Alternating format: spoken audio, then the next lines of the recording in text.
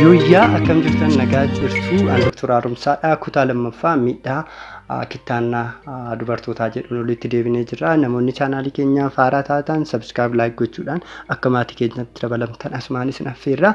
Kallattiidhaan gara mata duree keenyaa irratti yoo deebinu kutaa jalqabaa egaa akkuma beekamu kutaa tokkoffaa irratti miidhaa kitaannaan dubartootaa qabu maalummaa kitaannaa dubartootaa fi akkasumas miidhaa inni yeroo san dubartoota irra geessisuu danda'u maal akka ta'e bal'inaan suni hubachiisuun keenya ni yaadatama. Namoonni viidiyoo san ilaalle viidiyoo sanis akka ilaaltan isuma affeerra. Kutaa lammaffaa kanarratti miidhaa yeroo dheeraa dubartoota turuu fi akkasumas immoo yaalli dubartoonni kanaan dura yoo kitaannamanii turan kan jiran yoo ta'e maal akka godhuu fi eessa deemanii yaala argachuu akka qaban ni dubbanna.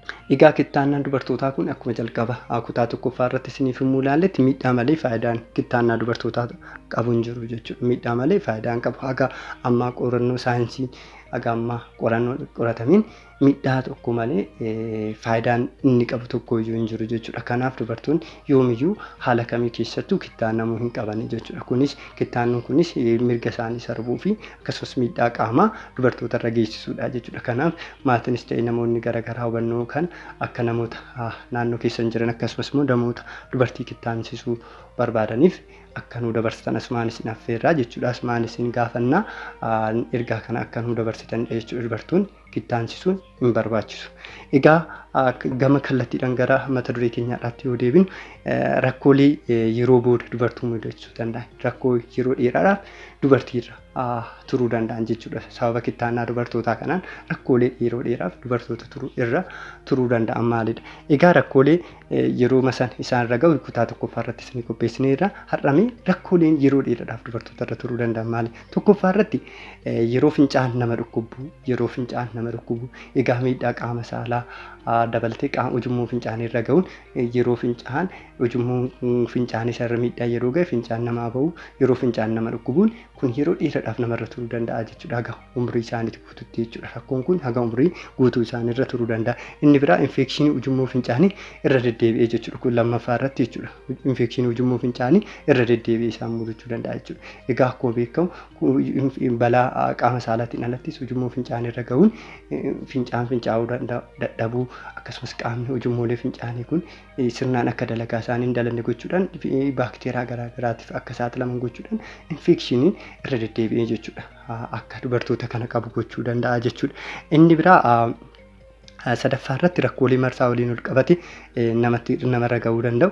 Tokkoffaa irratti yeroo marsaa laguu dhukkubbiin garmalee namatti dhaga'amuu danda'a. Akkasumas immoo yeroo dhukkubbii dhiigni sirnaan bahuu dhiisuu danda'a jechuudha. Egaa akkuma isin jedhe iddoo garaagaraati irratti haalli kitaannaan dubartootaa kun haala garaagaraatiin kan gaggeeffamudha jechuudha. Egaa akkuma jalqaba isin jedhe hawaasa garaagaraa irratti kitaannaan kun garaagarummaa qaba. Keessattuu yeroo tokko kutaa qaama saalaa dhalaa kana dhiphisuudhaaf walitti qabsiisuudhaan warroonni hawaasni beekaman ni jiru jechuudha.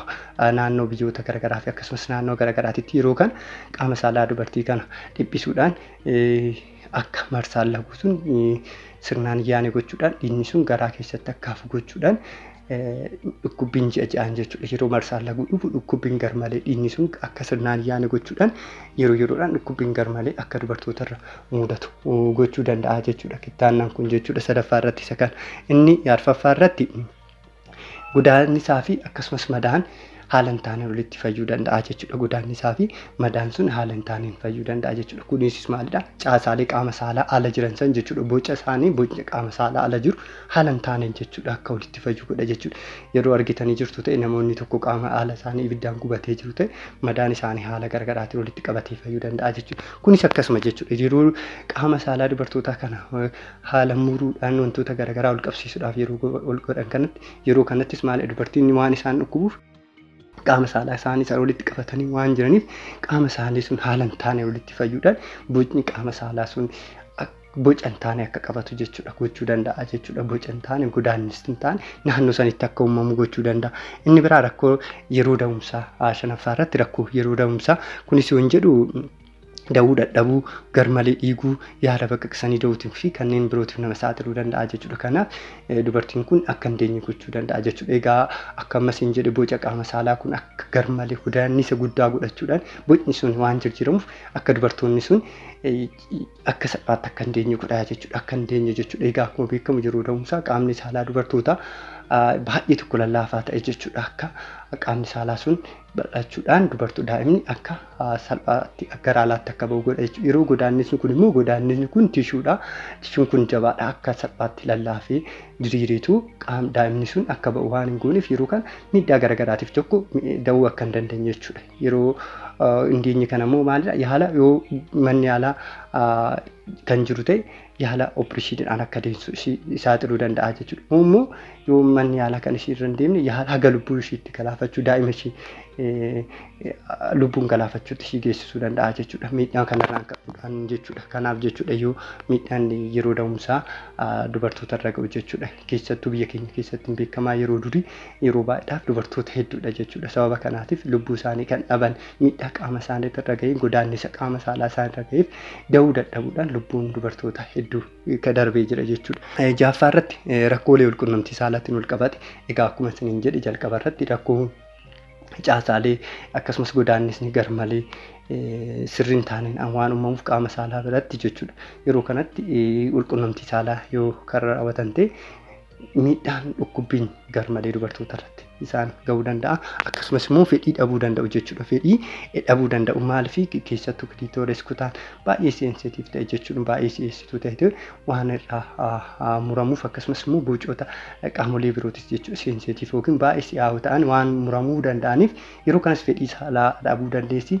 Inni biraa immoo dhukkubbiin garmalee jechuudha. Yeroo walqunnamtii saalaa godhan yeroo kan bifa miirri hin taane isaan dhaga'u isinantti dhaga'amuu danda'a. Dhukkubbii jechuudha. Walqunnamtii saalaatu haga jibbuutti ga'uu danda'u jechuudha. Miira isaaniitti kanarraan kan ka'e jechuudha.